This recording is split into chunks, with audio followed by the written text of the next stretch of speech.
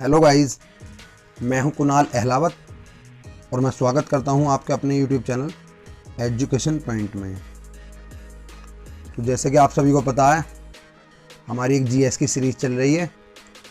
उसी सीरीज़ का ये पार्ट नंबर 4 है, यानी सेट 4। तो इस वीडियो में, इस सेट 4 में मैं आपको 30 क्वेश्चंस यानी 30 प्रश्न कराऊँगा।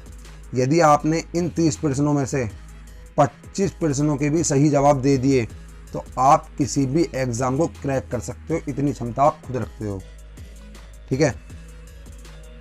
तो चलिए, आप एक पेन और एक नोटबुक जरूर साथ लेकर के बैठे, जिससे कि आप साथ के साथ क्वेश्चन नोट डाउन करते हुए चलें, ठीक है। और क्वेश्चनों को ध्यान से पढ़ना है और देखना है, ठीक है। और वीडियो को स्किप नहीं करना। वीडियो स्किप होगी तो क्वेश्चन मिस होगा और आपको प्रॉब्लम क्रिएट हो सकती है। चलिए, आपके सेट नंबर 4 की वीडियो स्टार्ट करते हैं। आपका क्वेश्चन नंबर 1, ज्ञान प्राप्त करने से पहले भगवान महावीर का नाम क्या था? ऑप्शंस आपके सामने हैं। ऑप्शन नंबर 1 है वर्धमान, ऑप्शन नंबर 2 है अंशुमन, ऑप्शन नंबर 3 है सुधाकर, ऑप्शन नंबर 4 है सोमदत्त।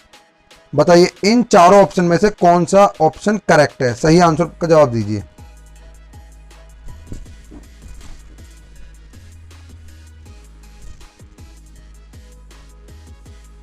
आपका सही ऑप्शन है ऑप्शन नंबर 1। जी हाँ, वर्धमान बिल्कुल करेक्ट आंसर है, ठीक है। तो चलिए, आपके अगले क्वेश्चन की तरफ चलते हैं। अगला क्वेश्चन आपका स्क्रीन पर ये रहा। क्वेश्चन है, निम्नलिखित हड़प्पा स्थलों में से किसमें कब्र में 2 लोगों के शव पाए गए? आपके ऑप्शंस ये रहे। पहला ऑप्शन है मोहनजोदाड़ो, सेकंड ऑप्शन है हड़प्पा, थर्ड ऑप्शन है चानुदाड़ो और फोर्थ ऑप्शन है लोथल।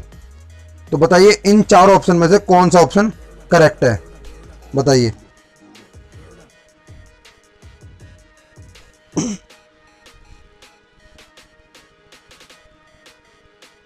तो आपका करेक्ट ऑप्शन है ऑप्शन नंबर 4।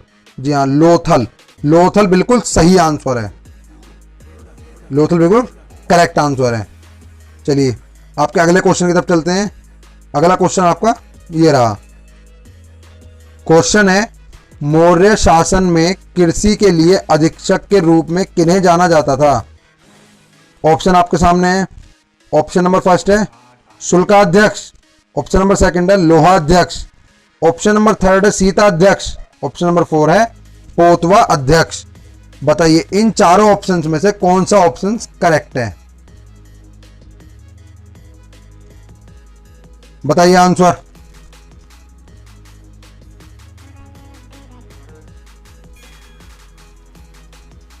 तो आपका करेक्ट ऑप्शन जो है वो है ऑप्शन नंबर 3। हाँ जी, सीता अध्यक्ष बिल्कुल करेक्ट आंसर है, ठीक है। मैं आपको बता दूं, आप पेन और नोटबुक लेना बिल्कुल ना भूलें। क्वेश्चनों को साथ के साथ नोट डाउन करते हुए चलें। क्वेश्चनों को नोट करें, कोई भी क्वेश्चन मिस ना होना चाहिए। जो क्वेश्चन मिस नहीं होगा सही रहेगा, और जो क्वेश्चन मिस हो गया ना आपका, वहीं आपको प्रॉब्लम क्रिएट होनी शुरू हो जाएगी, ठीक है। तो चलिए, आपके अगले क्वेश्चन की तरफ चलते हैं। क्वेश्चनों को आप नोट करते चलिए, ठीक है। आपका अगला क्वेश्चन है ये रहा। क्वेश्चन है, राजा गाइंडोफर्निज निम्नलिखित में से किस राजवंश से संबंधित थे? ऑप्शंस आपके सामने लिखे हुए हैं। ऑप्शन नंबर 1 है शाक राजवंश, ऑप्शन नंबर 2 है कुषाण राजवंश, ऑप्शन नंबर 3 है भारत और यूनानी, और फोर्थ ऑप्शन आपका पार्थियन।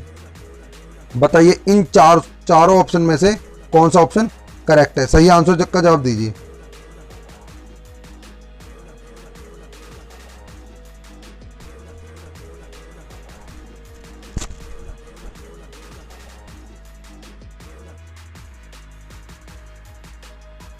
तो आपका करेक्ट ऑप्शन जो है वो है ऑप्शन नंबर 4। हाँ जी, पार्थियन बिल्कुल करेक्ट आंसर है, ठीक है। पार्थियन बिल्कुल करेक्ट ऑप्शन है आपका, ऑप्शन नंबर 4, ठीक है। तो चलिए, अगले क्वेश्चन की तरफ चलते हैं। तो आपका अगला क्वेश्चन ये रहा।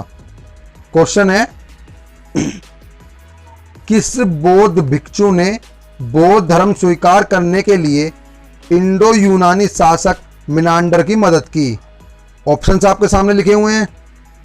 ऑप्शन नंबर 1 है नागसेना, ऑप्शन नंबर 2 है अमोघवर्ष, ऑप्शन नंबर 3 है मिलिंद और ऑप्शन नंबर 4 है आर्यदेव। बताइए इन चारों ऑप्शन में से कौन सा ऑप्शन सही है? क्वेश्चन का आंसर करेक्ट कौन सा है बताइए।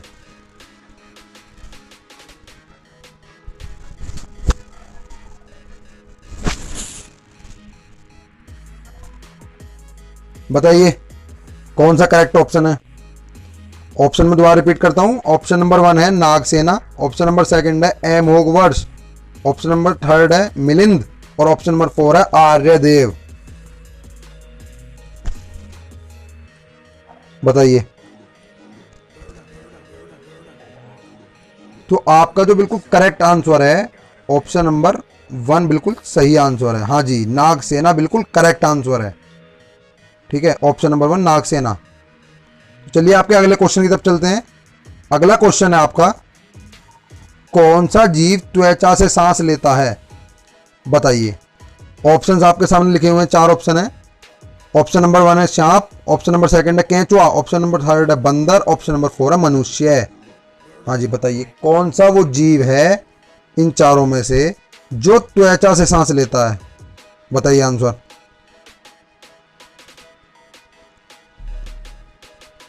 ऑप्शन नंबर 1 सांप, ऑप्शन नंबर 2 केंचुआ, ऑप्शन नंबर 3 बंदर, ऑप्शन नंबर 4 मनुष्य। बताइए।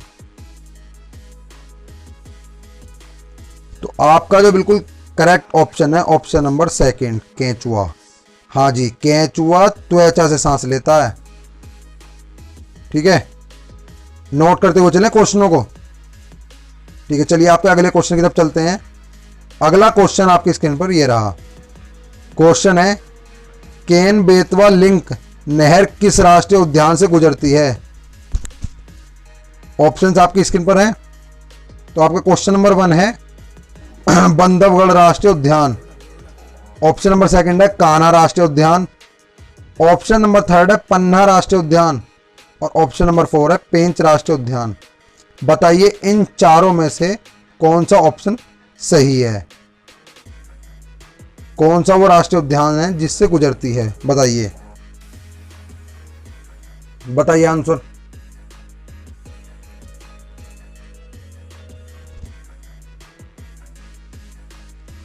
तो आपका करेक्ट ऑप्शन जो है ऑप्शन नंबर 3, जी हाँ, पन्ना राष्ट्रीय उद्यान बिल्कुल करेक्ट आंसर है। ठीक है, ऑप्शन नंबर 3 पन्ना राष्ट्रीय उद्यान।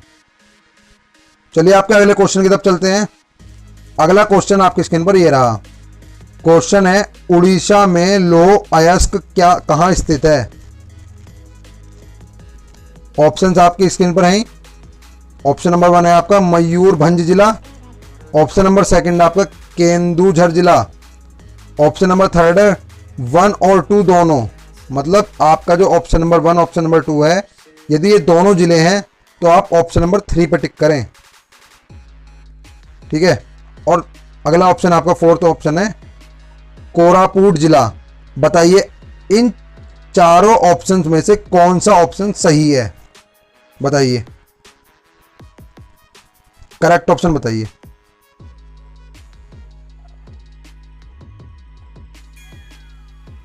तो आपका सही ऑप्शन है ऑप्शन नंबर 3, 1 और 2 दोनों, यानी मयूरभंज जिला भी और केंदुझर जिला भी, दोनों जिले में लौह अयस्क स्थित हैं। ठीक है, इसीलिए ऑप्शन नंबर 3 है 1 और 2 दोनों। ठीक है, नोट करते रहिए। चलिए तो अगले क्वेश्चन की तरफ चलते हैं आपके। अगला क्वेश्चन है ये रहा। 12वीं शताब्दी के मध्य में डैश के चौहान द्वारा तोमर राजपूतों को पराजित किया गया था। ऑप्शंस आपके सामने लिखे हुए हैं। आपका ऑप्शन नंबर 1 है अयोध्या, ऑप्शन नंबर 2 है अजमेर, ऑप्शन नंबर 3 है द्वारका और ऑप्शन नंबर 4 है ग्वालियर। बताइए इन चारों ऑप्शन में से कौन सा ऑप्शन करेक्ट है? बताइए सही आंसर।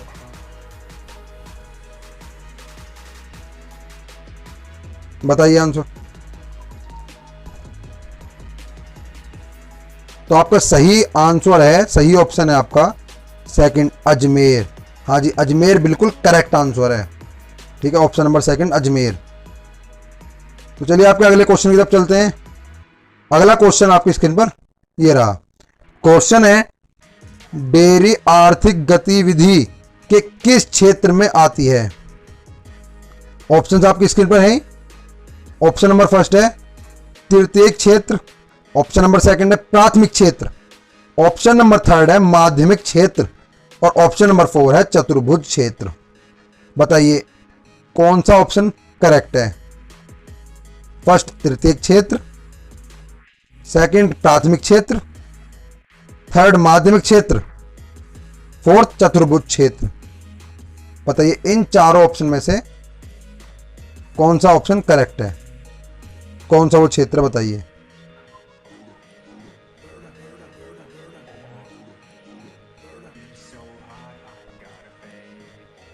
तो आपका करेक्ट ऑप्शन है ऑप्शन नंबर सेकंड प्राथमिक क्षेत्र। हाँ जी, प्राथमिक क्षेत्र बिल्कुल करेक्ट आंसर है। ऑप्शन नंबर सेकंड प्राथमिक क्षेत्र। चलिए आपके अगले क्वेश्चन की तरफ चलते हैं। अगला क्वेश्चन है आपका ये रहा। क्वेश्चन है निरपेक्ष दाब शब्द निरपेक्ष दाब शब्द से आप क्या समझते हैं? ऑप्शंस आपकी स्क्रीन पर हैं। ऑप्शन नंबर वन है यह औसत समुद्र तल पर वायुमंडलीय दाब है।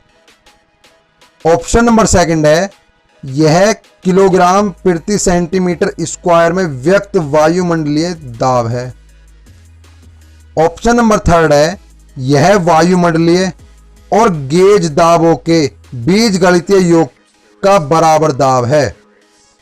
और आपका ऑप्शन नंबर फोर है यह दाब मापने वाले यंत्र के गेज पर देखा जाने वाला दाब है। तो बताइए इन चारों ऑप्शन में से कौन सा ऑप्शन करेक्ट है? सही आंसर बताइए। बताइए आंसर।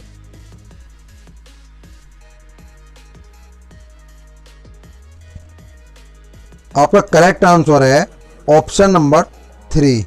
हाँ जी, ऑप्शन नंबर थ्री बिल्कुल सही आंसर है।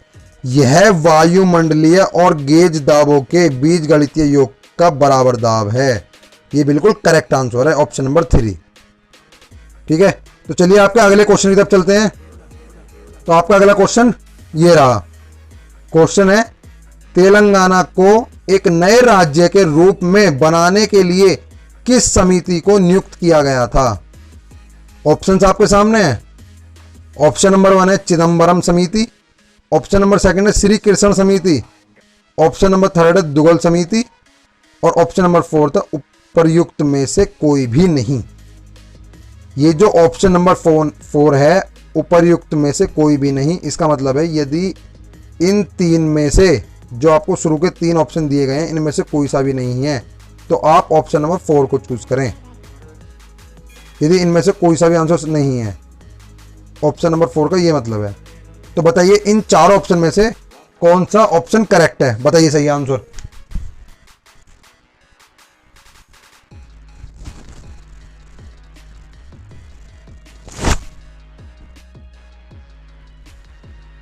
बताइए। तो आपका सही आंसर है ऑप्शन नंबर सेकंड। हाँ जी, श्री कृष्ण समिति बिल्कुल करेक्ट आंसर है। ठीक है, option number second Shri Krishna समिति। तो चलिए आपका अगले क्वेश्चन की तरफ चलते हैं। अगला क्वेश्चन है आपका प्रत्येक वर्ष कितने श्रेणियां में नोबेल पुरस्कार प्रदान किए जाते हैं? ऑप्शंस आपके सामने हैं। चार ऑप्शन है ये। ऑप्शन नंबर फर्स्ट है 10, ऑप्शन नंबर सेकंड है 6, ऑप्शन नंबर थर्ड है 5 और ऑप्शन नंबर 4 है 8। तो बताइए कौन सा ऑप्शन सही है? ऑप्शन में रिपीट करता हूं। ऑप्शन नंबर 1 है 10, ऑप्शन नंबर सेकंड है 6, ऑप्शन नंबर 3 है 5 और ऑप्शन नंबर 4 है 8। बताइए कौन सा ऑप्शन सही है? बताइए आंसर।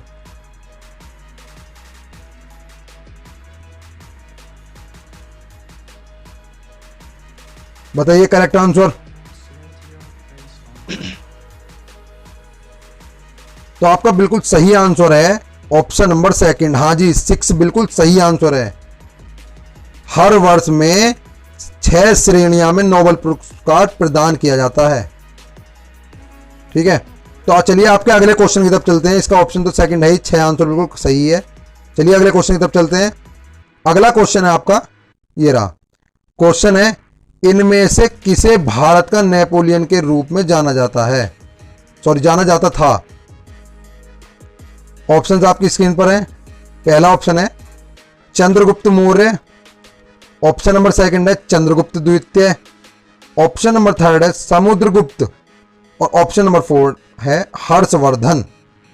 तो बताइए इन चारों ऑप्शन में से कौन सा ऑप्शन सही है, आंसर बताइए।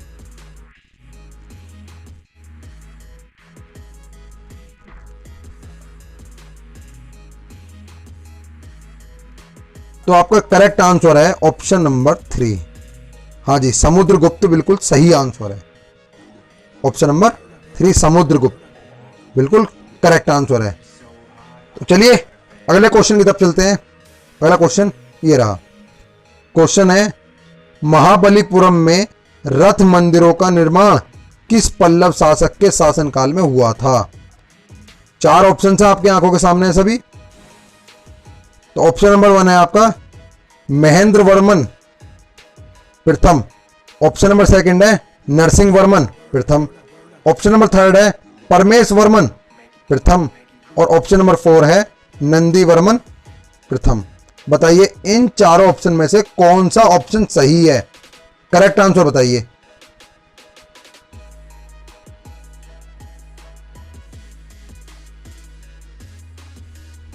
बताइए करेक्ट आंसर बताइए इसका।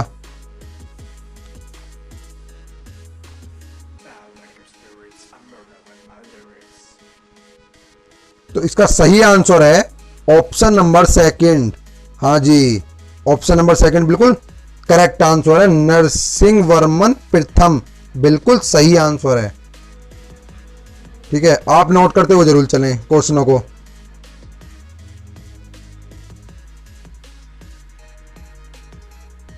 तो आपका क्वेश्चन नंबर अगले की तरफ चलते हैं। अगला क्वेश्चन है आपका, गुप्त साम्राज्य के निम्नलिखित शासकों में से किसे महाराजा धीरज के रूप में वर्णित किया है। ऑप्शन आपके सामने है। पहला ऑप्शन आपका घटोत्कच, सेकंड ऑप्शन आपका महाराज श्री गुप्त, ऑप्शन नंबर थर्ड आपका चंद्रगुप्त प्रथम, और ऑप्शन नंबर 4 है आपका समुद्रगुप्त। बताइए इन चारों ऑप्शन में से कौन सा करेक्ट आंसर है, बताइए। करेक्ट ऑप्शन चूज करिए, बताइए।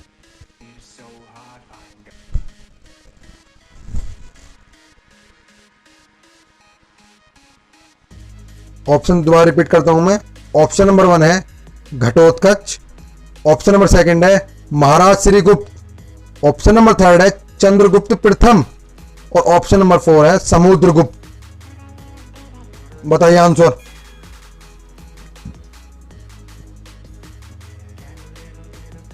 आपका सही आंसर है ऑप्शन नंबर 3 चंद्रगुप्त प्रथम बिल्कुल सही आंसर है। हाँ जी, ऑप्शन नंबर 3 चंद्रगुप्त प्रथम।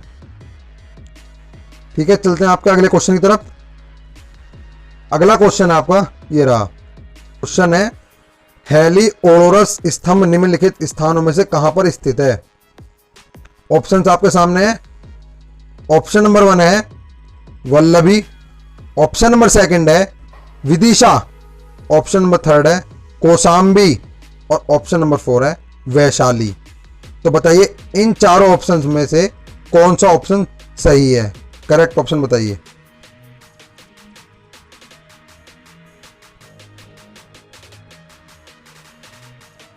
तो जो आपका सही आंसर है option number second Vidisha. Vidisha बिल्कुल सही आंसर है। हाँ जी, विदिशा बिल्कुल करेक्ट आंसर है। चलिए आपके अगले क्वेश्चन की तरफ चलते हैं। अगला क्वेश्चन आपका ये रहा।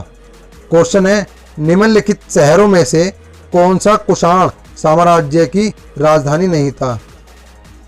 ऑप्शन आपके सामने है। ऑप्शन नंबर फर्स्ट है मथुरा, ऑप्शन नंबर सेकंड है पेशावर, ऑप्शन नंबर थर्ड है बगराम, और ऑप्शन नंबर 4 है उज्जैन।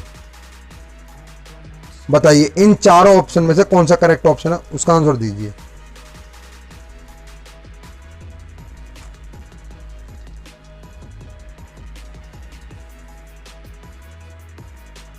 तो आपका सही आंसर है ऑप्शन नंबर 4 उज्जैन।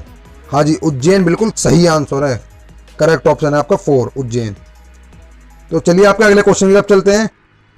अगला क्वेश्चन आपका ये रहा। क्वेश्चन है सिंधु घाटी सभ्यता के निम्नलिखित स्थानों में से किसे सिंध के नकलिस्तान के रूप में जाना जाता है। ऑप्शंस आपके सामने है। पहला ऑप्शन आपका बाबरकोट, सेकंड ऑप्शन आपका मोहनजोदाड़ो, थर्ड ऑप्शन आपका चनहुदड़ो और फोर्थ ऑप्शन आपका कालीबंगन। तो बताइए इन चारों ऑप्शन में से कौन सा ऑप्शन करेक्ट है, सही आंसर का जवाब दीजिए।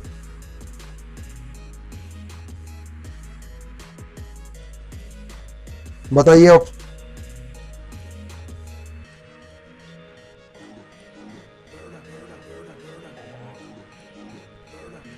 तो आपका सही आंसर है ऑप्शन नंबर 2 मोहनजोदाड़ो।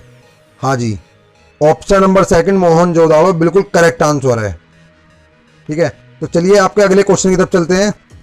अगला क्वेश्चन आपका ये रहा।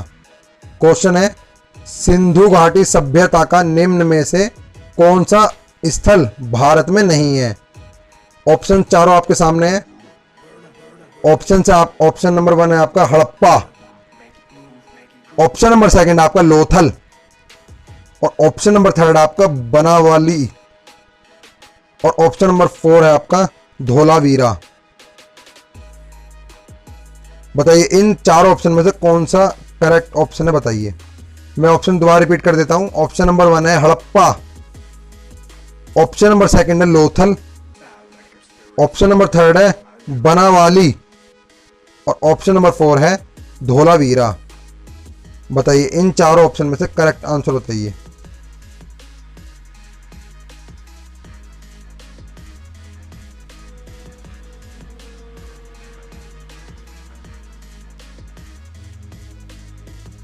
तो आपका सही आंसर है ऑप्शन नंबर 1 हड़प्पा। हाँ जी, हड़प्पा बिल्कुल करेक्ट आंसर है। ऑप्शन नंबर 1 हड़प्पा बिल्कुल सही आंसर है। चलिए आपके अगले क्वेश्चन की तरफ चलते हैं। अगला क्वेश्चन आपका ये रहा। क्वेश्चन है मोहनजोदाड़ो और हड़प्पा के खंडहर दर्शाते हैं कि ये शानदार और अच्छी तरह से बनाए गए डैश थे। बताइए क्या थे। ऑप्शंस आपके सामने लिखे हुए हैं। ऑप्शन नंबर 1 है कृषि शहर, ऑप्शन नंबर 2 है धार्मिक शहर, ऑप्शन नंबर 3 है व्यापारी शहर और ऑप्शन नंबर 4 है तटीय शहर। बताइए इन चार ऑप्शन में से कौन सा ऑप्शन करेक्ट है, उसका आंसर दीजिए।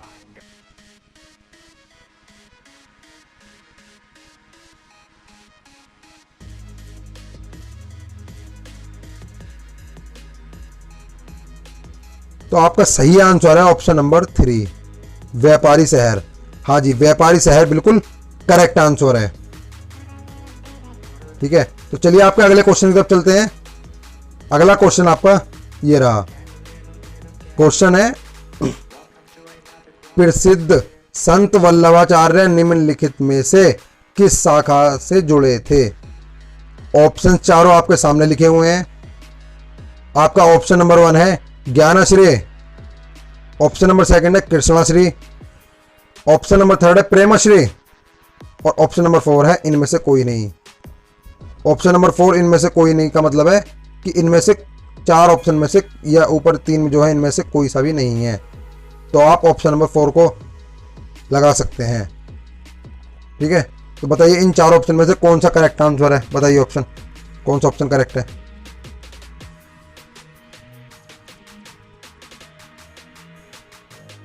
तो आपका बिल्कुल सही आंसर है ऑप्शन नंबर 2। हाँ जी, कृष्णाश्री बिल्कुल सही आंसर है। ठीक है, तो चलिए आपके अगले क्वेश्चन की तरफ चलते हैं। अगला क्वेश्चन आपका ये रहा। क्वेश्चन है हेनले पासपोर्ट इंडेक्स 2020 के अनुसार किस देश के पास दुनिया का सबसे शक्तिशाली पासपोर्ट है। ऑप्शन चारों आपके सामने लिखे हुए हैं। ऑप्शन नंबर ए है स्विट्जरलैंड, ऑप्शन नंबर बी है जापान, ऑप्शन नंबर सी है यूएसए और ऑप्शन नंबर 4 है भारत। बताइए इन चारों ऑप्शन में से कौन सा करेक्ट ऑप्शन है, आंसर दीजिए। मैं ऑप्शन दोबारा रिपीट कर देता हूं। ऑप्शन नंबर ए है स्विट्जरलैंड, ऑप्शन नंबर बी है जापान, ऑप्शन नंबर सी है यूएसए और ऑप्शन नंबर डी है भारत। बताइए इन चारों ऑप्शन में से कौन सा करेक्ट आंसर है, बताइए।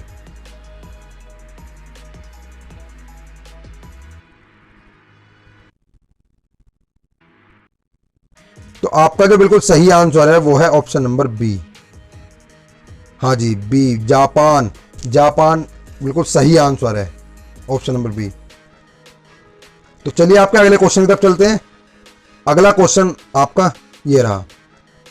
क्वेश्चन है जनवरी 2020 में किस राज्य विधानसभा ने राष्ट्रीय प्रतीक और राजकीय फूल फॉक्सटेल ऑर्किड को मिलाकर एक नया लोगो अपनाया। ऑप्शन चारों आपके सामने है, बताइए। तो आपका ऑप्शन नंबर ए है Arunachal Pradesh, option number B है मेघालय, ऑप्शन नंबर सी है मिजोरम और ऑप्शन नंबर डी है त्रिपुरा। अब बताइए इन A B C D option में से कौन सा करेक्ट ऑप्शन है, उसका आंसर बताइए। कौन सा करेक्ट आंसर है इनमें से।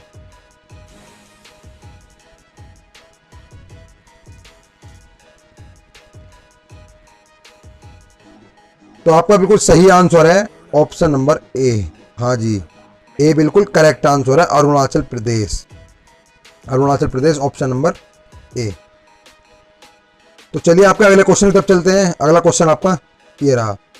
क्वेश्चन है मई 2019 में हैदराबाद स्थित वैज्ञानिक और औद्योगिक अनुसंधान परिषद के कोशिकीय एवं आणविक जीव विज्ञान केंद्र के वैज्ञानिकों ने पहली बार निम्नलिखित में से किस पशु के समग्र जीनोम को श्रृंखलाबद्ध किया। ऑप्शन चारों आपके सामने लिखे हुए हैं। ऑप्शन नंबर ए है आपका हाथी, ऑप्शन नंबर बी है आपका एशियाई शेर, ऑप्शन नंबर सी है आपका शेर की पूंछ वाला मेकाक और ऑप्शन नंबर डी है आपका नीलगिरी तहर। बताइए इन चारों ऑप्शन में से कौन सा करेक्ट ऑप्शन है, आंसर बताइए।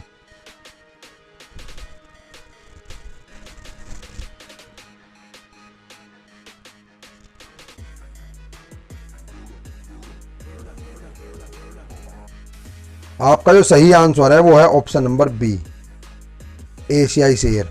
हाँ जी, एशियाई शेर बिल्कुल करेक्ट आंसर है, ऑप्शन नंबर बी एशियाई शेर। ठीक है, तो चलिए आपके अगले क्वेश्चन की तरफ हम लोग चलते हैं। अगला क्वेश्चन आपका ये रहा। क्वेश्चन है नरेंद्र मोदी 2.0 सरकार की पहली कैबिनेट बैठक में निम्नलिखित में से कौन सा निर्णय लिया गया था। ऑप्शन चारों आपके सामने है, A B C D. Option number A है आयुष्मान भारत कार्यक्रम का विस्तार, ऑप्शन नंबर बी है आपका राज्य पुलिस के शहीद अधिकारियों के बच्चों को छात्रवृत्ति और ऑप्शन नंबर सी है आपका 10 प्रमुख सार्वजनिक उपक्रमों का विनिवेश और ऑप्शन नंबर डी है आपका नई रोजगार नीति की घोषणा। तो बताइए इन चारों option A B C D में से कौन सा करेक्ट आंसर है, बताइए।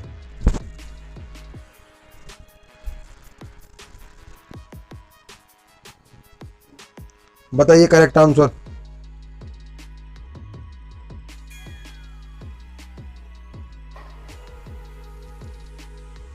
तो आपका बिल्कुल सही आंसर जो है वो है ऑप्शन नंबर बी। हाँ जी, ऑप्शन नंबर बी बिल्कुल सही आंसर है, राज्य पुलिस के शहीद अधिकारियों के बच्चों को छात्रवृत्ति। ठीक है, ऑप्शन नंबर बी बिल्कुल सही आंसर है। तो चलिए आपके अगले क्वेश्चन की तरफ चलते हैं। अगला क्वेश्चन आपका ये रहा। अगला क्वेश्चन है ये, भारत ने अप्रैल 2019 में निर्भया का सफल परीक्षण किया, यह एक डैश है। 4 ऑप्शन है आपके सामने ए बी सी डी। तो आपका ऑप्शन नंबर 1 है ट्रांससोनिक मिसाइल। आपका ऑप्शन नंबर बी है सुपरसोनिक मिसाइल। ऑप्शन नंबर 3 है सबसोनिक मिसाइल। और ऑप्शन नंबर डी है हाइपरोसोनिक मिसाइल। बताइए कौन सा करेक्ट आंसर है। मैं ऑप्शन एक बार फिर रिपीट कर देता हूं। ऑप्शन नंबर ए है transonic missile. Option number B है supersonic missile. Option number C है सबसोनिक मिसाइल। और ऑप्शन नंबर डी है हाइपरसोनिक मिसाइल। बताइए इन चारों ऑप्शनों में से कौन सा करेक्ट आंसर है। बताइए कौन सी वो मिसाइल है।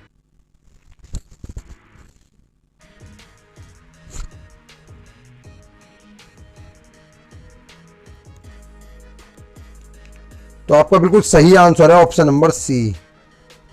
हाँ जी, सी बिल्कुल करेक्ट आंसर है, सबसोनिक मिसाइल। ठीक है, option number C subsonic missile बिल्कुल करेक्ट आंसर है। तो चलिए आपके अगले क्वेश्चन की तरफ चलते हैं। अगला क्वेश्चन आपका ये रहा। क्वेश्चन है 30 मई 2019 को आंध्र प्रदेश के नए मुख्यमंत्री के रूप में किसने शपथ ली। ऑप्शंस आपके सामने हैं A B C D. Option number A आपका Chandrababu Naidu. Option number B आपका रघुवीरा रेड्डी। ऑप्शन नंबर सी आपका पवन कल्याण। और ऑप्शन नंबर डी आपका वाई एस जगनमोहन रेड्डी। तो बताइए इन चारों option A B C D में से कौन सा करेक्ट है। बताइए कौन है जिसने मुख्यमंत्री के रूप में शपथ ली थी 30 मई 2019 को आंध्र प्रदेश के नए मुख्यमंत्री के रूप में किसने शपथ ली थी। बताइए।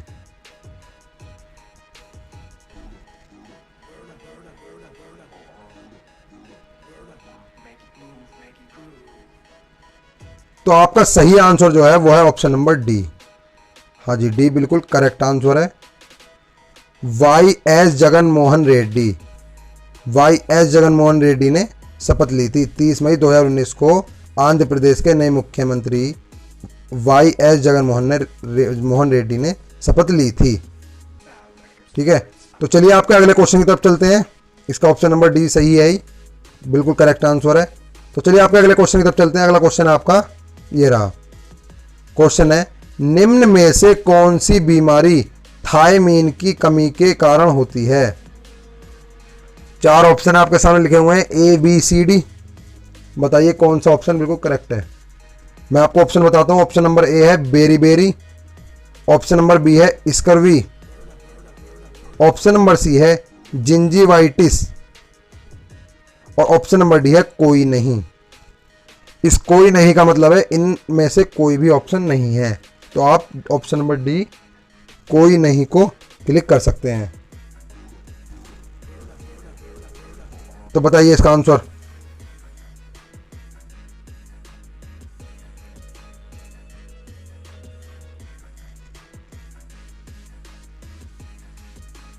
तो आपका बिल्कुल सही आंसर है ऑप्शन नंबर ए, बेरी बिल्कुल करेक्ट आंसर है। ठीक है, तो चलिए आपके अगले क्वेश्चन की तरफ चलते हैं। क्वेश्चन है प्लेटलेट्स का औसत जीवन कितना होता है। ऑप्शंस आपके चारों आपके सामने हैं A B C D. Option number A है 10 दिन। ऑप्शन नंबर बी है 5 दिन। ऑप्शन नंबर सी है 15 दिन। और ऑप्शन नंबर डी है 21 दिन। बताइए इन चारों ऑप्शन में से कौन सा ऑप्शन करेक्ट है। मैं आपको क्वेश्चन दोबारा रिपीट करता हूं। प्लेटलेट्स का औसत जीवन कितना होता है। ऑप्शन आपका ए 10 दिन। ऑप्शन नंबर बी 5 दिन। ऑप्शन नंबर सी 15 दिन। ऑप्शन नंबर डी 21 दिन। बताइए आंसर। बताइए चारों ऑप्शन में से कौन सा करेक्ट ऑप्शन है। बताइए आंसर।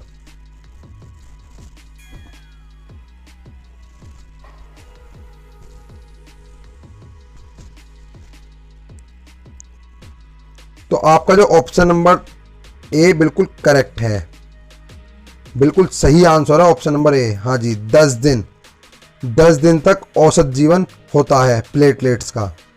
ठीक है, और मैं आपको ऐसे ही सेट्स द्वारा जीएस कराऊंगा ठीक है, आपको जीएस के इंपॉर्टेंट क्वेश्चन मिलते रहेंगे, तो आप चैनल को सब्सक्राइब जरूर करें और आप वीडियो से जुड़े रहें। ठीक है, मिलते हैं अगली वीडियो में। धन्यवाद।